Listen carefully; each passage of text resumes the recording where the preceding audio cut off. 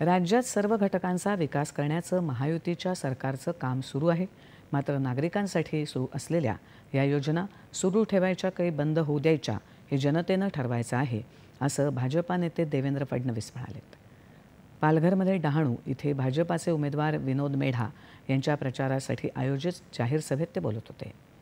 लोकसभेच्या निवडणुकीत थोडी कसर राहिली होती, मात्र विधानसभेत ही कसर राहू देणार नाही, असं ते म्हणाले। राज्यात सुरू असलेल्या योजना आणि विकास कामांबाबत विरोधकांनी अफवा पसरवल्या। लाडकी बहीण योजना बंद करण्यासाठी न्यायालयात पोचले। वाढवण बंदराबद्दलही अफवा पसरवल्या, मात्र वाढवण बंदरामुळे या भागाचं चित्र पालटेल। इथल्या मच्छीमारांना कोणत्याही पद्धतीची समस्या होऊ देणार नाही, मात्र त्यांचा विकासच होईल असं आश्वासन त्यांनी दिलं।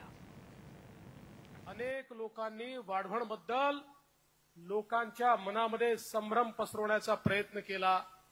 कोणी म्हणालं मच्छीमारांचे हक्क जातील, कोणी म्हणालं आदिवासींच्या जमिनी जातील, पण मी सांगितलं होतं आम्ही कोणालाही उद्ध्वस्त करून विकास करणारे नाही आहोत, आम्ही सगळ्यांना सोबत घेऊन विकास करणारे आहोत।